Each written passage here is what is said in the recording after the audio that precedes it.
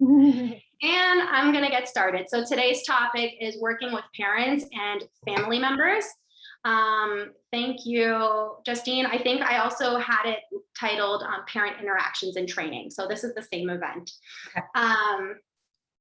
So a little bit about Manhattan Psychology Group before we get started. I just wanted to share with you guys a little bit about us. So we are one large company with three smaller companies, comprised of three smaller companies. It's all the same leadership.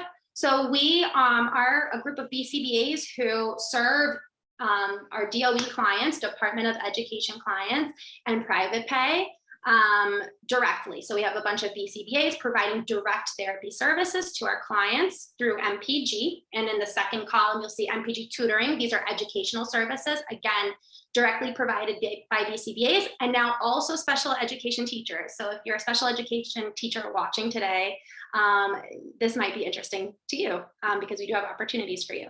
And then MPA, Manhattan Psychology Associates, is our insurance-based model, and we have BCBAs supervising RBTs who provide the direct care. And then there are so many ways to mix and match and work across all three areas. And also work along psychologists and our multidisciplinary team, because we also have other people, other professionals and psychologists working with our clients as well. Okay, so next. Our mission. Our mission is to really improve the trajectory of the individuals and the families who struggle with psychological, developmental, and educational challenges. And so I know for myself, when I started to become a BCBA, or when I decided to be a BCBA, I really did that because I knew that I was only able to work with this small group of clients that I had, and I wanted to learn more about the field and disseminate that information. So I think that's what we do at MPG too. And we have these annual CEUs where we can get information out to all of you for free. So I hope you enjoy today. Our vision is on the next page. And what we really foresee for our clients is that they're able to become confident individuals, lead independent and productive lives, and be able to connect and create meaningful relationships with people in their families and their communities. And by the time they reach 18 or 21, that they're able to obtain all of that. So on the next slide, I want to just talk about how to receive your CEUs. Now, we do provide certificates of attendance for those of you who are not BCBAs, and we provide the CEU certificates for BCBAs. So all of you will be able to get one of those as long as you complete the survey. The survey will be posted in the chat, just like I posted the calendar and the PowerPoint and the handout. That will be posted at the end. So the survey link will be posted at the end, and it will also be emailed to you 24 hours from now. So tomorrow, you'll also get an email with the link. Okay, please complete the survey by Monday, October 10th, 6 p.m. If you don't, you may not receive a certificate. The recording will be available up by October 12th. And I think that is all you'll need to know for now. The survey is super important. So if you do want a certificate of attendance or CEU, make sure that you look for that link at the end. Okay, so like I said before, so Justine has presented with us 3 times, and we're so happy to have her each and every time. Justine is actually BCBA for Manhattan Psychology Group, and she completed her master's degree in special education and a focus in behavior disorders. She also obtained an advanced graduate degree in applied behavior analysis at Hunter College. Justine has spent a significant amount of time in a variety of educational settings for individuals 5 to 21 years old on the autism spectrum, including public schools, private schools, charter schools, and she's really passionate about meeting the students' and families' needs. And so I think she's going to be a great speaker for this topic today, and I'm really looking forward to it. So thank you, Justine, for talking and sharing this information with us. I'm going to mute myself. Okay. Thank you, Kristen. Hello, everyone. I cannot see any of you, but I am really excited to chat about this topic. I hope everyone's comfortable. You have a beverage. You're ready to just hear about some different ways we work with parents, rapport building, training, all of that good stuff. So it's a part of our role to work with parents as it relates to their child. It's always been a part of our role if you are in this field, right? We collaborate on goals, we discuss future outcomes, progress, areas of need, training for generalization, behavior management. This has always been a part of our role. But what has recently changed is the motivation that parents now have to get good training and be more independent with their children. And that seems to be a direct result of the pandemic, in that for a period of time, parents, caregivers were forced to be working with their child in a very different way. They were not only the caregiver, but they were the teacher in so many different areas, and it helped them see, wow, I need to gain skills in decision making, being able to gain what we know is instructional control with my child. And that's different. And it became a real wake up call. I'm just going to end this poll. Hold on, I'm sorry, I'm moving it over. This wake up call really had an impact on their motivation and their buy-in for getting really good training. I'm going to stop sharing this.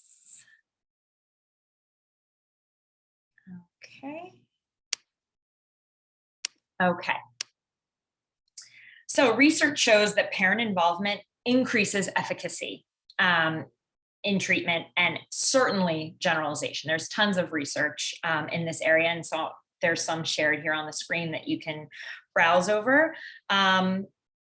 Giving parents the tools that they need to be effective players as teachers in their child's life. We're there to help parents be the most, straightforward way of being effective with their child. And it helps extend the reach of all of the practices that we know and use, and not only parents, but siblings as well. It increases sensitivity and compassion in other areas of life. And there's some really interesting research on this. One of my favorite parts of our job is interacting with parents, and seeing them be successful with their child in a different way is incredibly rewarding, and is just one leg of the many ways that we have an impact in our field. So tonight, I'm going to go through a review of just potential challenges with parent and caregiver training, because there's challenges that come with it. What we need to keep in mind when it comes to family and cultural differences, and how social validity plays a piece in that. Relationship building, and how that is such a core piece of how effective our training can be, right? How we might navigate difficult interactions. So I have some role plays that I put onto different slides, and they're just questions, potential scenarios. They're all real life scenarios that have come up either in my supervision of providers or that I've experienced as a provider. And I'll just chat through some of the answers when we get to that role play. You can always type into the chat what you think some solutions could be. And then for the last 3 role plays, we actually have some multiple choice answers that Kristen is going to share on the screen. So when working in a field where support or care is provided to people, it's important to keep these really broad stressors in mind, right? We are working with live stuff here, right? Real people. There can be some difficult situations that come up. Finances, multiple children, work, right? Time is such a valuable resource. And having to work all day and then come home and deal with stuff with your family can be really hard. Marital partnerships can be really stressful. And then individual temperament, right? Everybody has a different threshold for dealing with the issues that we come in to support on. And so these really broad stressors are very important to keep in mind. And parenting is hard no matter the circumstance. And I think it's important for all of us to remember that. You don't need to be a parent though to know that. And so it's important just for all of us to keep that in mind. So some of the more specific stressors and challenges that might come up for the families that we're working with. Being a parent of an individual with special needs can be limiting, it can be isolating. And we will often find that in going in and working with parents, that it's like the floodgates open, right? And that could be because they have limited social interactions or have limited contact with people who actually understand what they're going through. And I think that that is something to always remember and identify when it's happening and take note of that and think like, wow, they needed this in some way, right? And we'll talk through a little bit about like how to listen through those conversations when the floodgates open and lots of information spills out. Depending on where parents or caregivers are in their process, they may be interacting with a variety of different professionals, therapists, getting input from different people. Maybe they're signed up on a blog where they're getting information that like they don't really know how to parse out. They may be getting not enough of that type of information or too much of it. And they could be in this place where they're suddenly forced to evaluate a wide variety of treatments. We need to remember that we know this stuff and we're fluent in processing it because we do it every day, right? Someone is handed a diagnosis or they're handed these challenges and they're seeking support.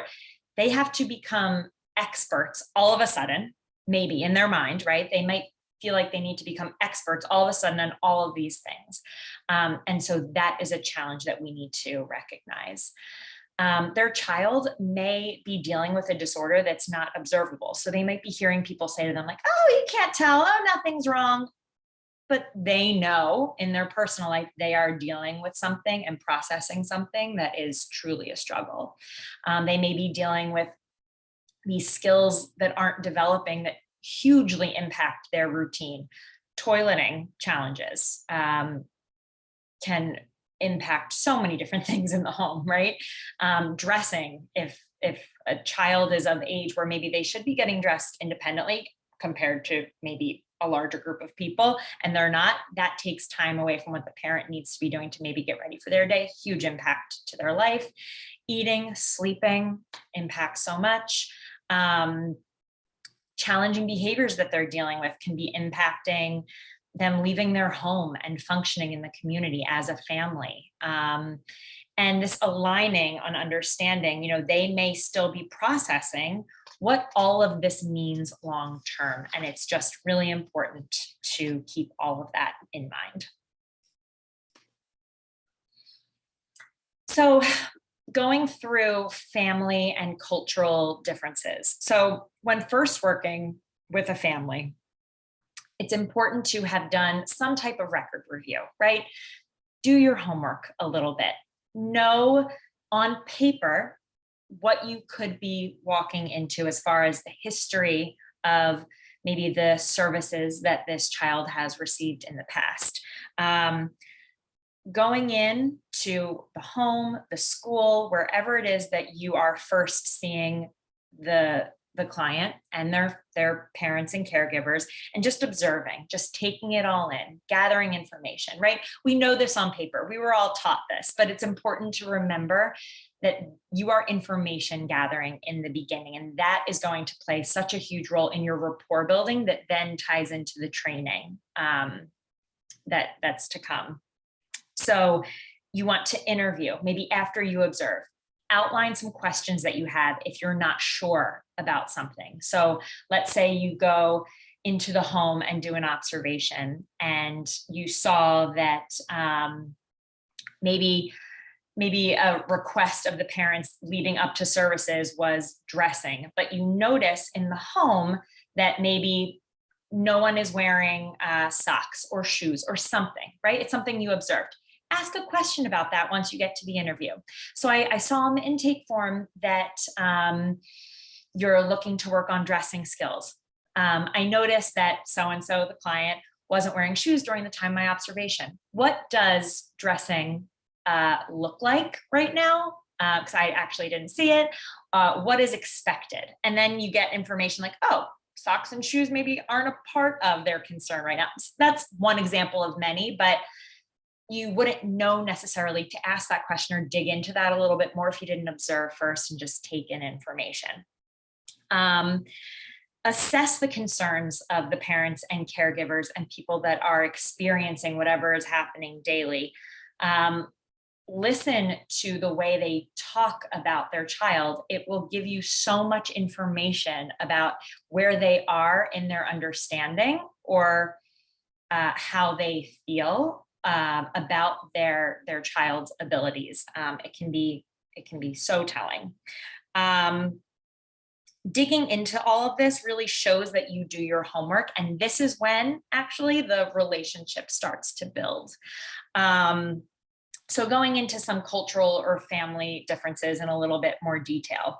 So household practices, right? Let's say you're going in to work on eating skills. You might come to the table with some preconceived bias of like, what should be used to eat food. Make sure you ask questions, make sure you observe. Maybe hands are the only thing that is needed to eat the food in their home. You don't know. You need to ask or you need to observe this. And you don't, when asking those types of questions about household practices, it's important, right? With the wording that we're using. We're not going to say like, so are the kids expected to eat with their hands or utensils? So what does eating look like at dinner time? And let the parents, caregivers talk, right? Just let them talk, gather information as you go. Think about the questions ahead of time that you're going to ask. And if you were the one being asked those questions, how would it read to you, right? Because the relationship is starting to build at this point, and you want to be mindful of the way you're asking questions. Cultural norms, right? Bed sharing is something to be mindful of when it comes to maybe some type of sleep training or nighttime routine if you're in the home. Or even if you are working with a client at school, and let's say you're working on labeling pictures or identifying pictures, and you have them identifying items that maybe aren't actually in their home, right? If you're in a place like New York City, identifying a water ski in a picture might not be important because they live in a city. And that's something they don't need to identify because they're not seeing it every day. It's not socially valid. But those are just some examples that need to be taken into consideration. In asking your questions, you want to make sure that you're taking note so that when you pick targets down the line, like I was just mentioning, related to cultural norms, that all of that is starting to align. Keep in mind resource constraints. Let's say you're working on something like increasing a leisure repertoire, right? See what they have at home or in school or wherever it is that you're supporting this client, and think about what can be used, what can be pulled together with what is already available before suggesting, here's what you should go buy, or, so-and-so really needs practice with this, and this. Observe, see what's available. Maybe at your next meeting, you get input on, so we should be increasing independent leisure skills. Puzzles would be a good one. Is that something that you see them doing in their life? If the answer is no, shift to the next thing. We shouldn't be working on things that aren't meaningful for our clients. And then language. Be mindful of what language is used at home, maybe what language is used at school. When you are working on teaching skills, with the client, you might use one language. When you're doing parent training, you may need somebody there to help translate for the parent to make training meaningful, and the information can be received in that meaningful way. Okay. And during this time, sensitive issues can arise. And I think, you know, being transparent in the moment, let's say you're talking to a family about something and you catch yourself, just being transparent, saying, oh, you know what? Let me rephrase that. Nothing is on fire, right? Nothing is a rush. Really think through during these initial steps in this relationship building, as you're learning family practices and what differences may be present. Be transparent, or ask questions. You know, what do you like to, how should I address you? Or what do you like to, little things like that can be considered sensitive issues. And this comes up. And if you have a team to lean on and you need ideas for, you know, how to navigate, lean on your team. So during this process, you may learn things about the student, client, and the family that other people on the team might not be aware of. You know, identify who you should be telling what to and in what way to be as respectful and professional as possible, but share information to make working with that family and exercise all the training strategies that much more effectively. And just remember to acknowledge unexpected difficulties and times that you might need help. Again, that team approach is really important. Okay, so relationship building. Something that I like to think about when relationship building is like, what is my groove? What is my comfort level for building a relationship when it comes time for me to work with a family in a different way, once training comes up? For me, I feel uncomfortable training a parent on something that I have not jumped in to try doing myself. So for me, my groove is to jump right in and kind of play with the child or the client in front of the parent. It can lighten the mood. Play can always lighten the mood. So pairing, as we know, can be really important. But for the parent to see someone interacting with their child in a fun way can relieve so much pressure for them, because you are going into their home. You are about to get to a place where you are telling them to do something in their home that they're having trouble with. That's why you're there. You know, maybe as you're playing with the child, you're complimenting something they're doing. It could be like, wow, you know, they seem to be really good at XYZ. Pointing these things out, helping parents see through a different lens than they're used to, right? If they're at the beginning or even later in their educational, supportive training journey, they have likely heard a lot of heavy stuff, hard stuff about their child. So you can come in and have the ability to change that, right? Change their perspective. You can be this bright light in this tunnel that they've been in of just darkness. And so that can be really fun. You know, maybe you facilitate some interaction between them, like, oh, hey, you know what? Go give this to mom, or you know what? Go give this to dad. Oh, I'll help you do it.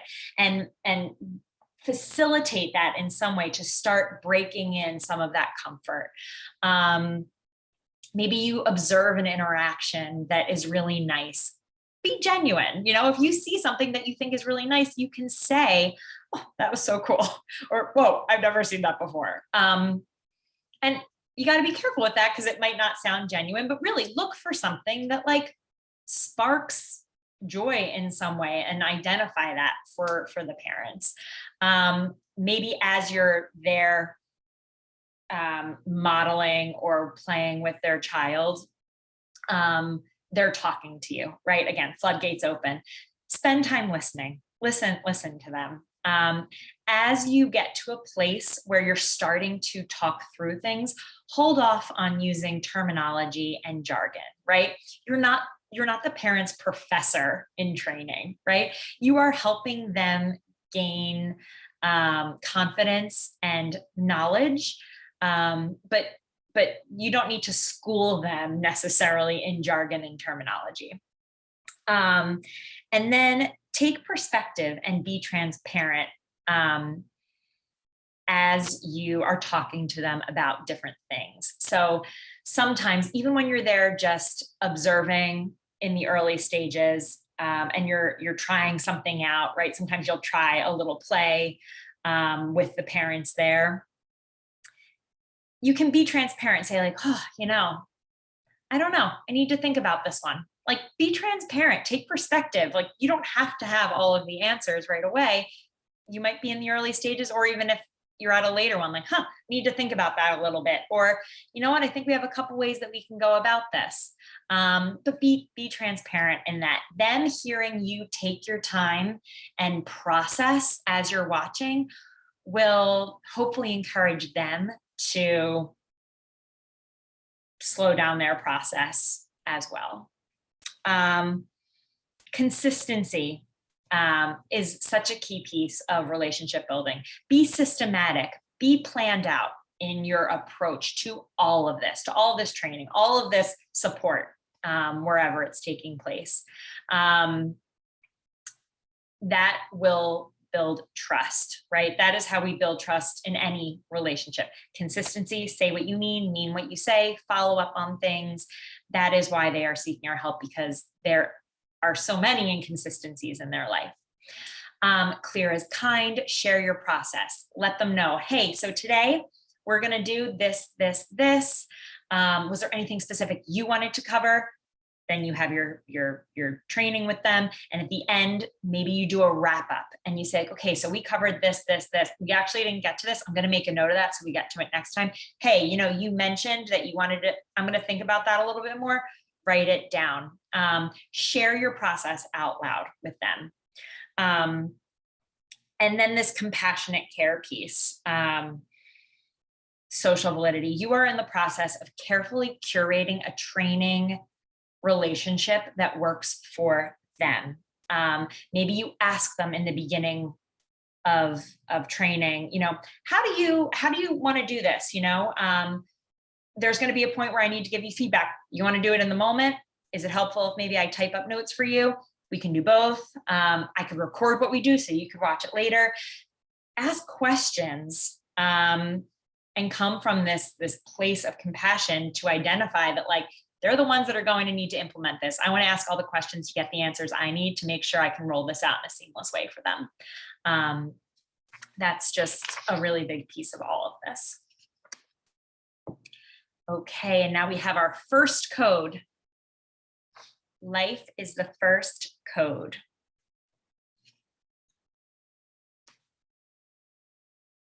Okay, so getting into parent training.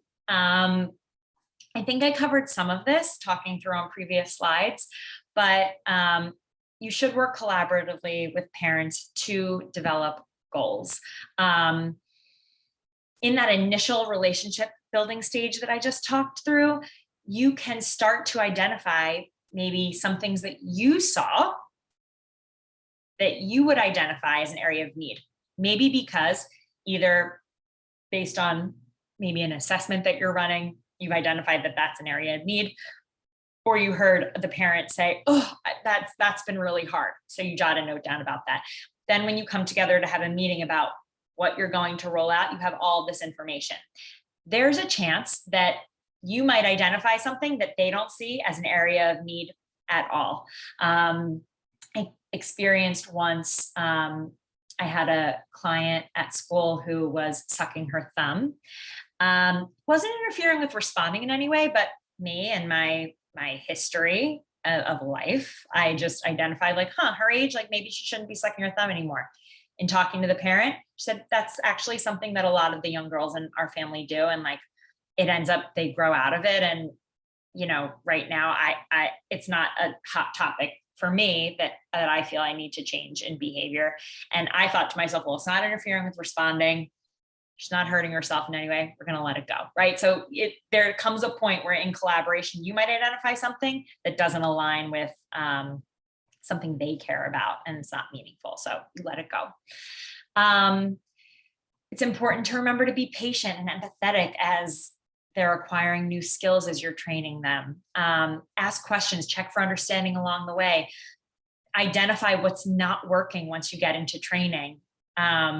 And know that you might have to change your approach. Maybe you end up finding that like just taking a video of yourself doing something and then sending to them, and on their free time at night, they can watch it, and then they're actually really strong imitators and they can just do it on their own. You might need to change your approach along the way.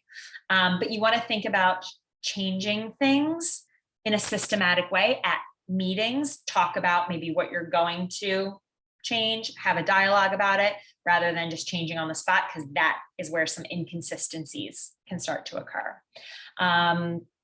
And like I said, it's okay if you don't have all the answers. You can say, you know what, I'm going to think about that and I'll get back to you. We talked about holding off on the jargon. When you are working with a parent or caregiver with the child, if challenging behavior occurs, sometimes there can be that awkward moment that's like, should I jump in to manage this? Or is the parent, I'm in their home, it can be a little bit weird. Have an audible.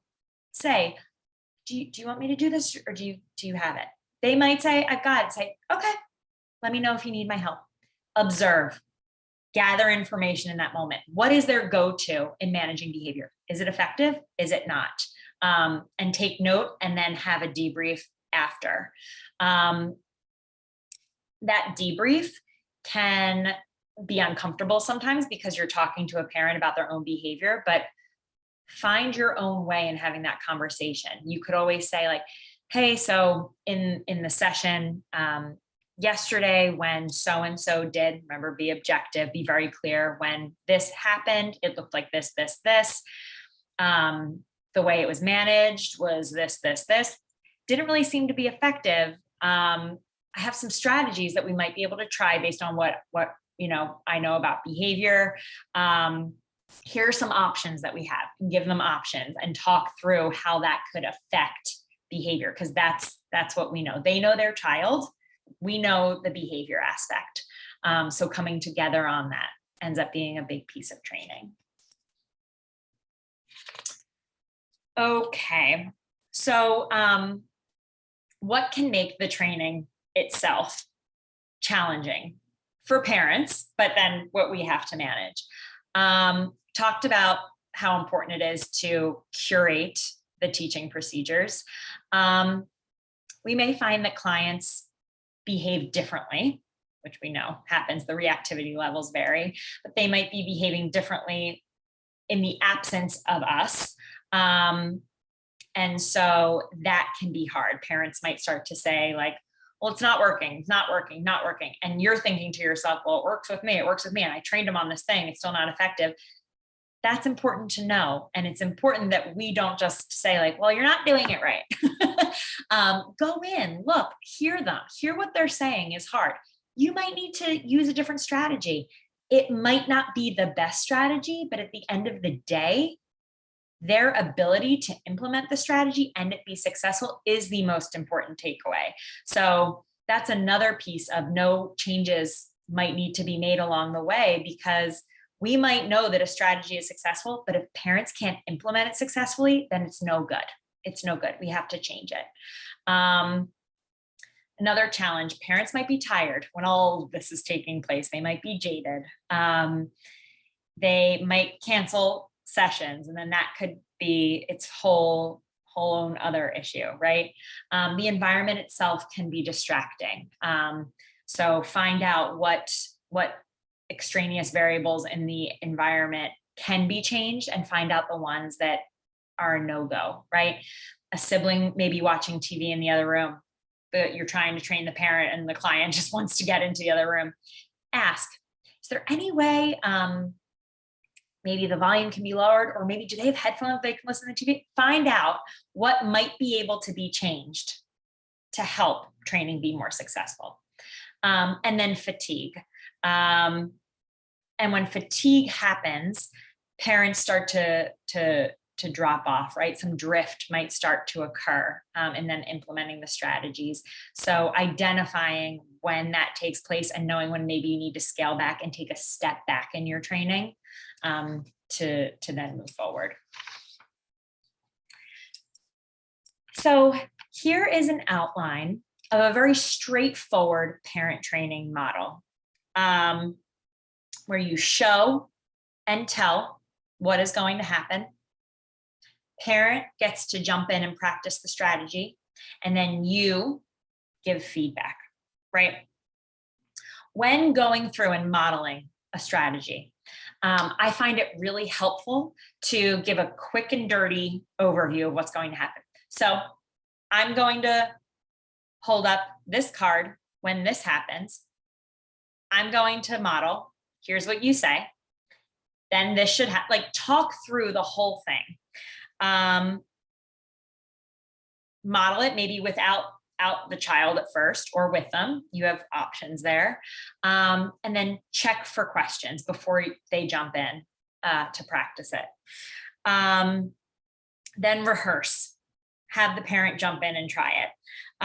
This may be uncomfortable. Sometimes just identifying that it can be uncomfortable is a really good idea. Smile, it lightens the mood, right? Maybe put your laptop away, put your notepad away, just be there with them.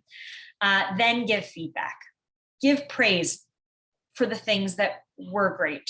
Maybe it was just they remembered to remove all materials from the area. Love how you cleared off the kitchen table. That was great. Give them some praise. Give constructive tips. I've always found it helpful to come from the perspective of the child, and saying, like, so historically, we find that he really does well when, rather than saying, you need to make sure that he, right? It changes the way the information is received during this type of interaction. She really needs us to be very clear in our instructions. It helps her process, or whatever it might be, right? Come from the perspective of the child, of the client. And then repeat rehearsal and give feedback again if needed. And it's important to remember that procedures may not be as clean as they are like at school, right? Because school is a totally different setting, but many of us have worked in school, so we have this perspective.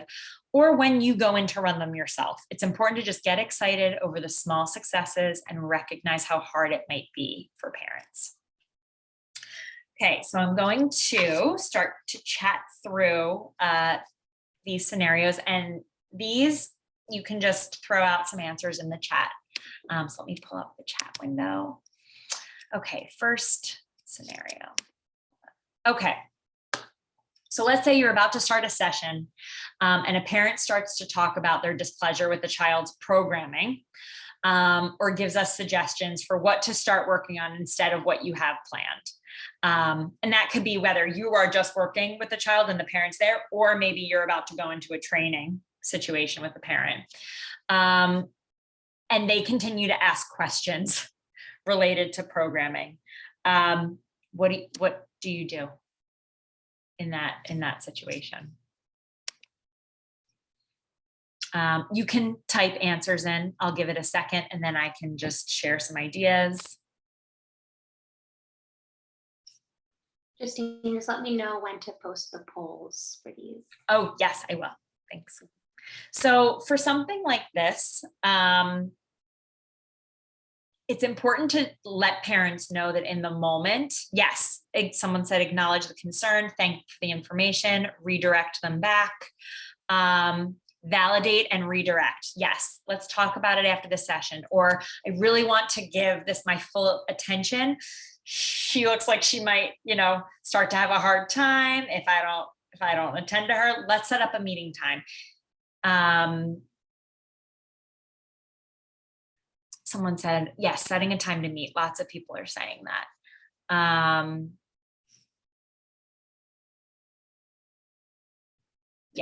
Yes. Redirect, validate, come back to it at a later time when you can fully give it your attention as well. You're teaching and a client starts to engage in challenging behavior that seems to be escalating quickly. The parent is present. We just talked through this one, so I might breeze through this one pretty quickly. Have an audible. Do you want me to take this, or are you good? Just asking, where they want support can relieve so much pressure for them. And also gives you the opportunity to maybe jump in and model something that you've been practicing in your training.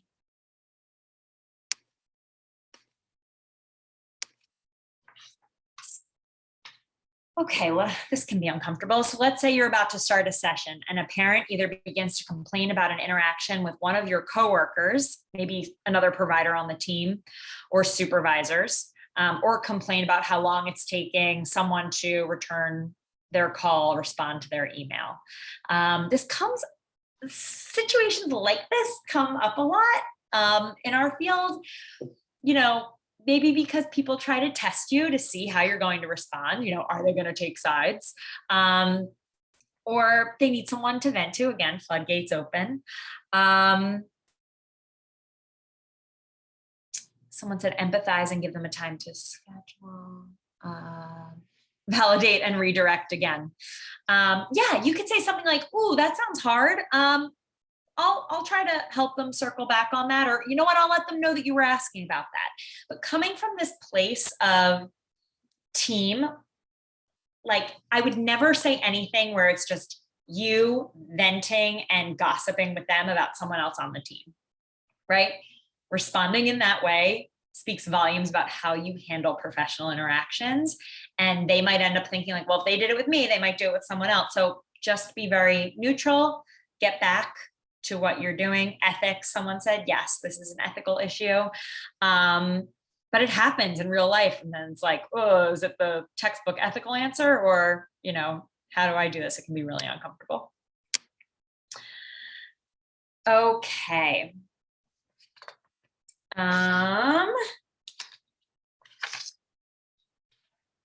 So you're demonstrating how to use a schedule and a token board for a parent. The parent you are training becomes very frustrated when his daughter follows your instructions but ignores his. This happens a lot. It can be so uncomfortable. Let's see if people start typing in some answers. This can be so uncomfortable for the parent, but for us too, right? When you're like, oh, that was just successful with me. Explain stimulus control in everyday language. Absolutely. This is really where I would exercise some compassion. Say like, oh, I know this is hard. Oh, this is frustrating. I know you just saw her do it with me. I know. Help prompting from behind. Yes. Address that it can be upsetting and it will improve over time. Someone said, yes. I think saying a statement like, same thing happened to me when I first started doing this. In your training, identify where the drop off happens. That's our job, right? We see what's happening, identify where the lack in attending occurs. Maybe it's attending, maybe it's, if you're doing a token board, maybe it's the rip of the sticker. So you need to go back a step. Always go back a step in your training and identify where the last time they were successful was, and go back to that to build momentum again. They have a longer learning history and behaviors. Yes, absolutely. People are giving really good answers here.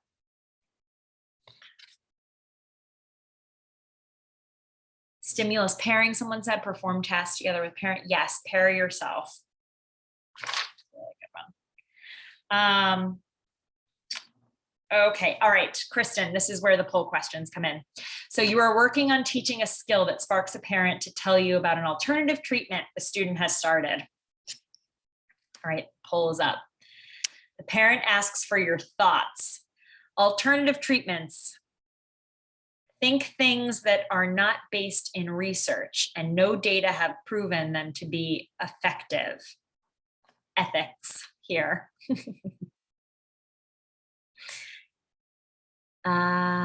Okay.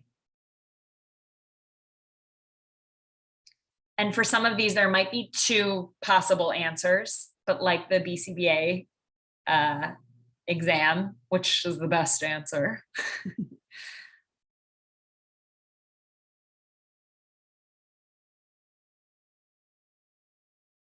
Yeah, so 61%, the highest, sounds like people are saying I have, but it's not research-based method, so it's not actually something I can use. Yeah, that just breaks it down, right? Like shuts it down. Not something I can use, no research. Oh, I don't know anything about that, and get back to running the session with the client. Yeah, if that's your personality, yeah, that turns it off. I don't know much about it. Tell me more. That can get a little tricky because then it opens up that you're interested and maybe gets the parents' hopes up that it's something that you could use. So I might stay away from that first option. Okay, next one. I might ask the question because it might be something that is, they are actually calling it the right thing, then let them know this is something you do. Oh, who said that? Brianna Etter, speaker. Okay, here's the second code really quick. Child is the second code. Brianna Etter, speaker, gave a really interesting answer. I might ask the question because it might be something that is, but they aren't actually calling it the right thing. Okay. I meant to mention this earlier. I had this come up. I had a parent ask me once, hey, can we start using a sensory diet with my kid? And I heard that and I was like, sensory diet? I know that's not research-based method. So I asked the follow-up question, what do you mean by that? And that prompted the parent to say, oh, like taking a break from doing work, getting up, doing some movement and going back to work. I heard that answer and I was like, we do that. I build in breaks based on the schedule of reinforcement. We do that. Sometimes parents will use jargon that they've heard or read about and think like, oh, my child should be doing that. And we're actually already doing it, but we're doing it in a systematic, meaningful way that research does support. And so that is a really good point. So thank you for bringing that up. Okay, we have multiple choice for this one again. When implementing a program via telehealth, you observe here a parent prompting the correct responses to the student so he, she doesn't error.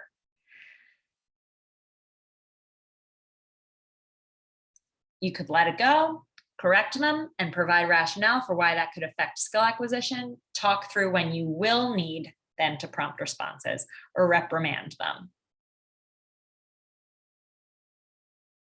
Yeah, everyone for the most part is saying correct them, provide rationale for why that could affect skill acquisition, talk through when you will need them to prompt responses. And maybe if that was a part of your training, you review that again, like, hey, so remember we did this, today I'm giving a test, I'll let you know when I need you to jump in and give them answers because that will be really helpful, but I'll let you know when.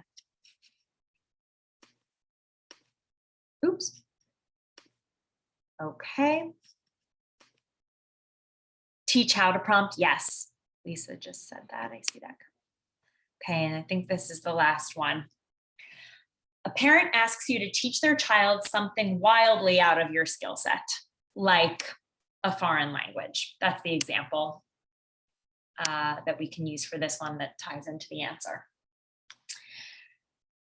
Get ready to learn a new language and just do it. Let them know it's out of your skill set, but you'd be more than happy to teach them the procedure they could use to teach language skills, or ignore them. 0% of you have said ignore them. Good. Don't ignore them. Yeah, let them know that it's out of your skill set, right?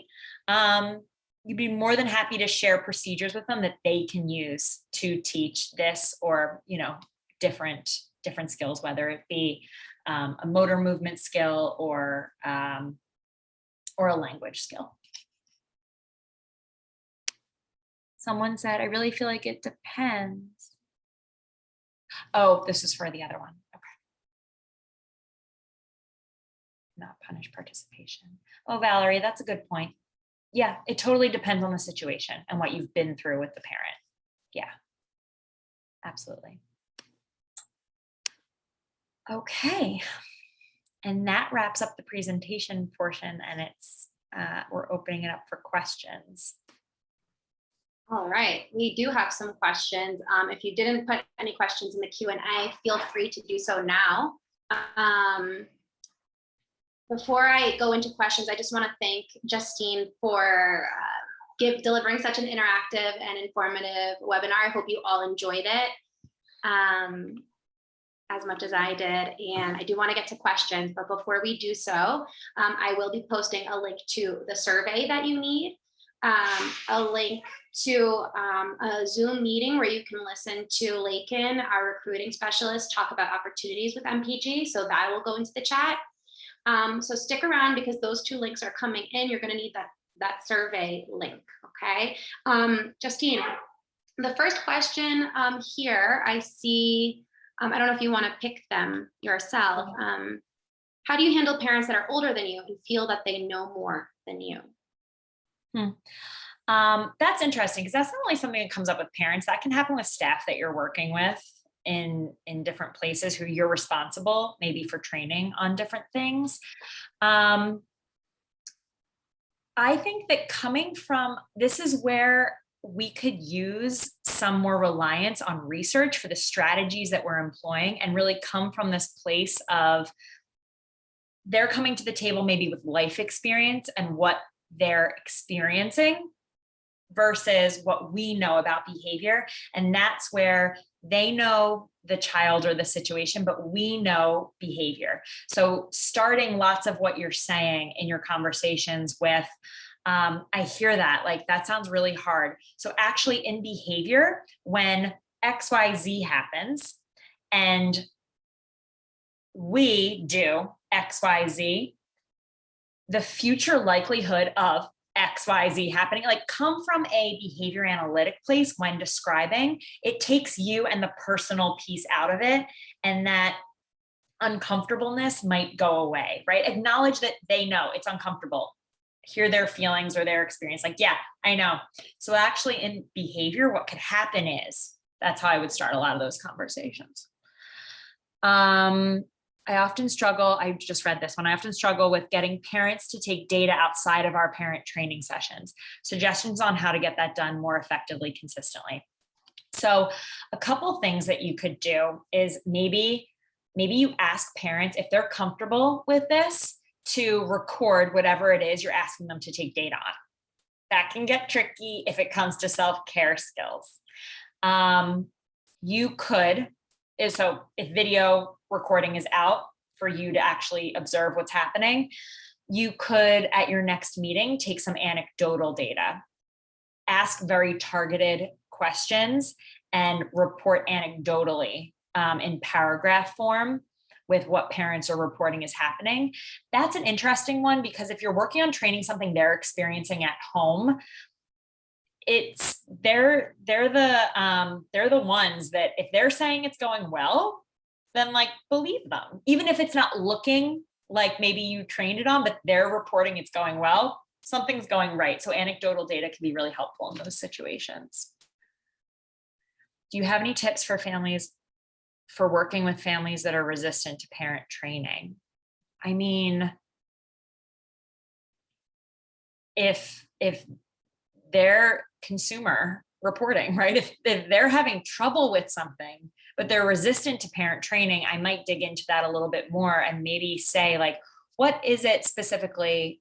I guess I would want to know, how are they demonstrating they're resistant to parent training? If they're saying, I don't want to do parent training, I would say, I'm just curious, like, how come? Like, do you have a history of, maybe digging into it a little bit more would let you know what exactly they're resistant to. And then maybe you can end up getting to a place where you can work around that or debunk maybe their belief or understanding of what might be involved.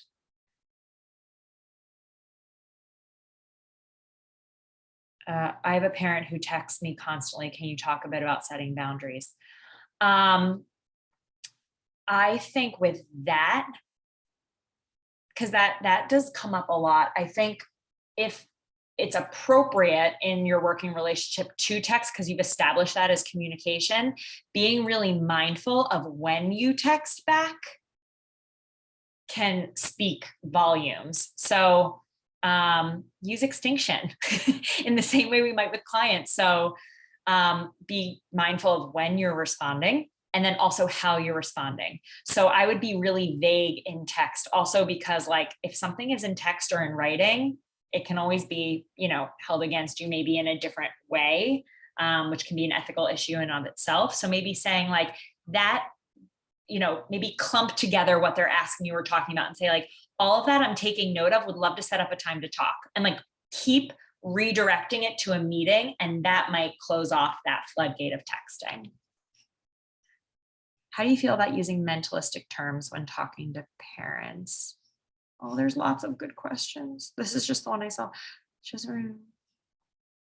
Using mentalistic terms when talking to parents. Well, we shouldn't use mentalistic terms really when talking to parents. I guess it depends though.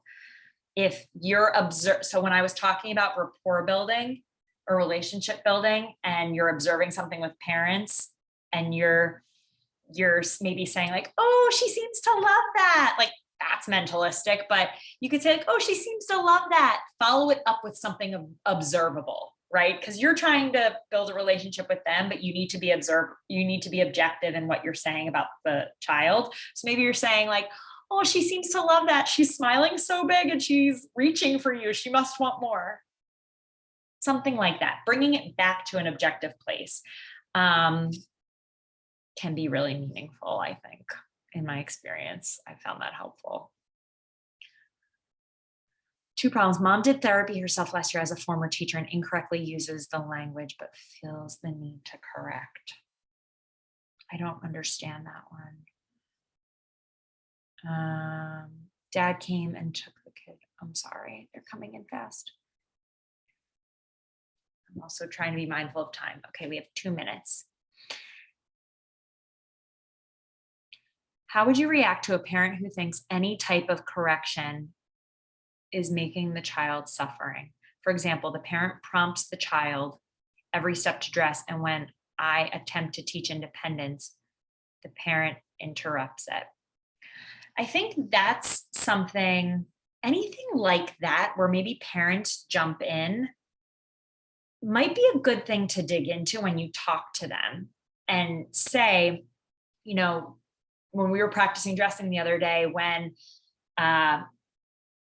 XYZ happened, you jumped in, and it actually, what that did was explain to them what happened behaviorally, like this happened. I'm wondering what you could dig into it and say like, why did you do that? I'm just curious. Like, is that something that you usually have to help with? I don't know. Dig into exactly what was observed a little bit more, but the react to a parent who thinks correction is making the child suffering. I would just ask questions. If a parent says something like, the child is having a hard time with that, you could say like, okay, how come you think that? Or what happened that made you think that? And like make them talk through their thoughts a little bit more to help you analyze what exactly is happening. Question asking can be really helpful there. How do I handle constant interruptions and corrections? This can be uncomfortable in the home. Kristen, should this be the last one I take? Yeah, this can be the last one. Okay. How do I handle constant interruptions and corrections? So I guess it depends. If it's happening during training, I would just manage it the best you can for that session. And then going into the next session, try to make it really clear what the training session should look like. If it's during your teaching, I would give quick answers like, we're going to talk about that at the end, and then get right back. Use your nonverbal behavior during interactions like that to try to guide them back to what you want them to be doing. So if you're supposed to be working with the client, maybe you're just not making eye contact with the parent, like see what nonverbal cues you can use to redirect that, or just talk about it. Clear as kind.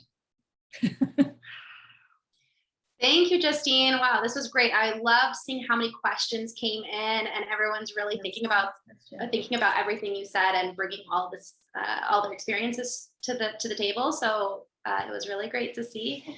I did so thank you again, Justine. Hope to have you back for more webinars. Okay. Thank you.